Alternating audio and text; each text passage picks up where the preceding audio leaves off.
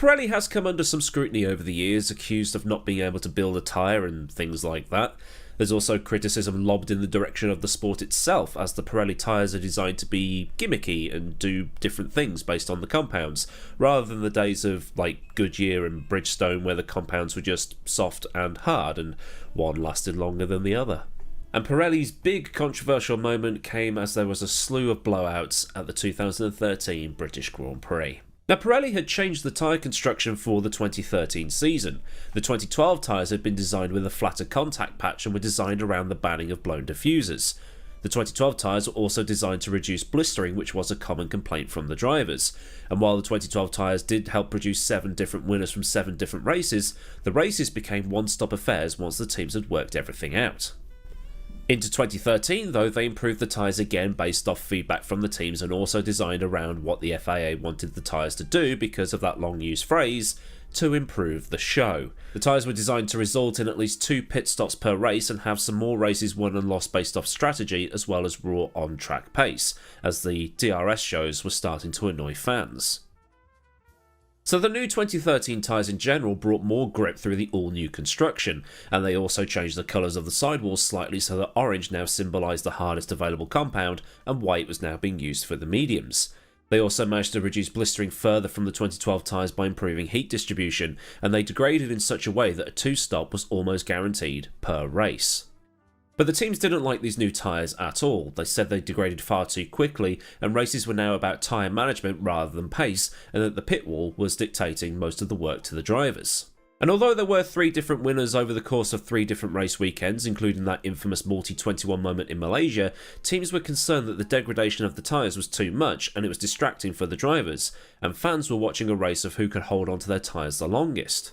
So the FIA asked Pirelli to make some changes to the tyres to come in after the Canadian Grand Prix. So Pirelli went away and designed a whole new tyre, and they decided that, okay, we'll hold a test and make sure that these tyres are working. So they invited the Mercedes team along to that test.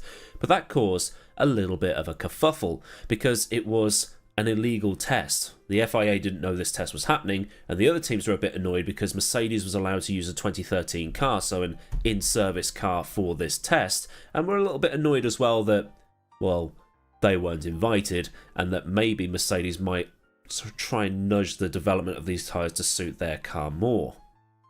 The front tyres would come later, but they did bring a change to the rear tyres for Canada, which used a similar construction as the previous 2011 and 2012 tyres, with Pirelli wanting no more changes to the construction of the tyres because they didn't want one team to accidentally gain a massive advantage, because the teams would have designed cars around the original 2013 construction, and a mid-season change might give somebody a little bit of a boost. Foreshadowing. This was also on top of any future changes requiring the approval of all 11 teams on the grid.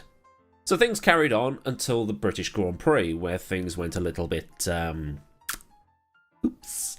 Prior to the British Grand Prix that year, there was a mid-season test that saw the likes of Susie Wolff and others get a run out in an F1 car, a test that Mercedes was excluded from because they'd already had their own test at Barcelona to test out these new specifications of tyres. And despite the lack of testing, the Mercedes was thought to be pretty quick around Silverstone, and both Hamilton and Rosberg were expecting good results, with some insiders tipping Hamilton to actually win the race. And it looked like things were going as predicted. Mercedes locked out the front row with Hamilton qualifying on pole nearly half a second quicker than Rosberg, with Vettel 7/10 off pole. Now this is the part where Twitter starts to look at any way of spinning things to make one driver look so much better than another. Vettel in that OP Red Bull getting dicked by Rosberg in a slower car. What an absolute flog. You know the sort of stuff I'm on about. Predicted strategy was a 3-stopper given the conditions, and Hamilton led away from the start and Vettel climbed up into second while Rosberg dropped to third.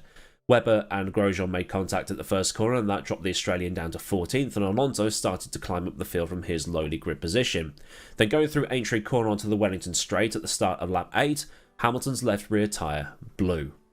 The sidewall of the tyre was intact, but the fibres were flailing around like some sort of medieval torture device.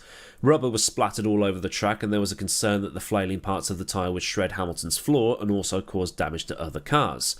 But then on the very next lap, Alonso's right rear tyre let go, but unlike Hamilton, he was coming out of stow right next to the pit lane entry, so he didn't lose as much time.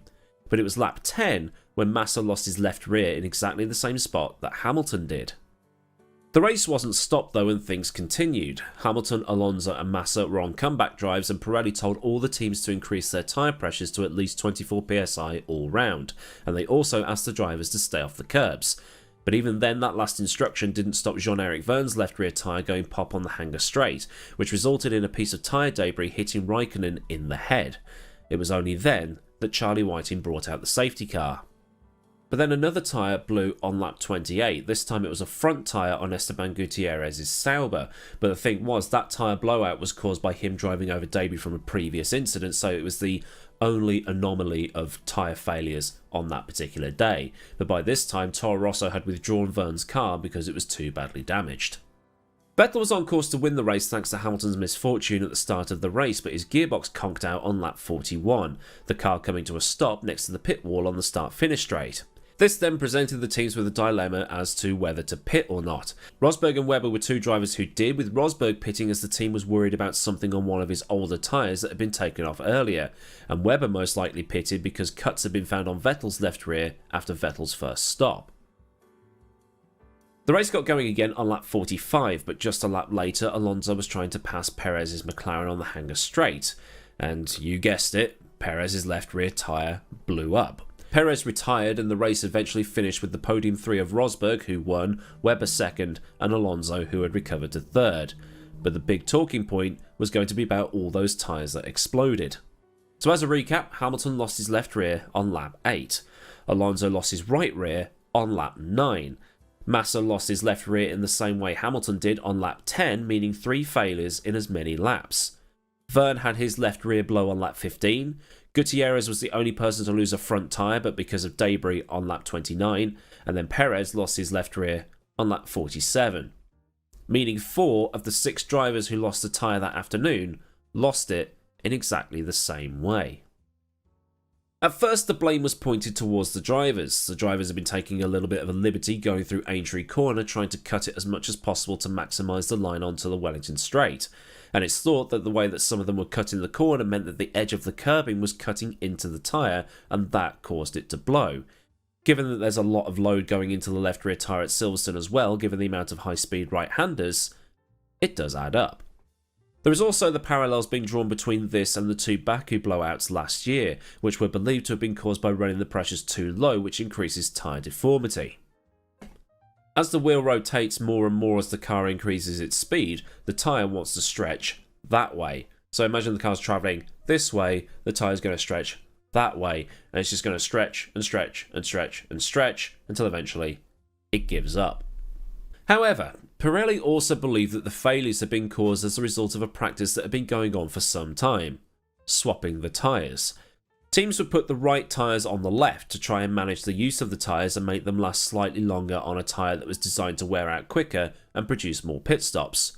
While Pirelli didn't outright forbid this, they didn't exactly recommend it. So then, back to the drawing board. The FIA gave Pirelli special permission to fix the tyres, and they got to work on a stopgap that would be brought to the Nürburgring that was next on the calendar, with a full new spec of tyres being brought for Hungary, which is basically the 2012 construction but with the 2013 rubber softness. The FIA also banned the swapping of the tyres.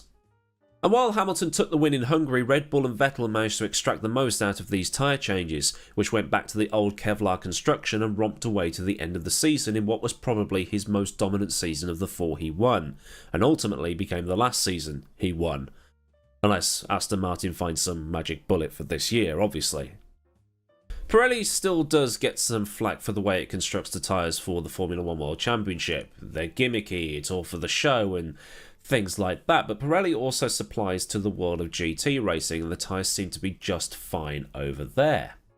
But because of the high profile nature of Formula 1, it doesn't exactly give the company a good look, and the way Pirelli F1 tyres behave, it's bred a legion of motorsport fans that think that that's how all tyres should behave. But anyway, that's a look back on the controversial British Grand Prix of 2013. If this video has jogged your memory or explained some of the bits you might not have known about at the time, then do give this video a thumb up, likey, whatchamacallit, doodah. And if you want more stuff like this and you're not already, get subscribed and also get that bell on so you never miss out on a future video. Massive thanks as ever to the kind folk of Patreon. If you want to help contribute to the image licensing fund, then there will be a link to Patreon in the description box, along with links to Discord and also to my socials. So until next time, I've been AdmiralLaWind. Have a great day wherever you live in the world. I'll see you all again soon for another video. Goodbye.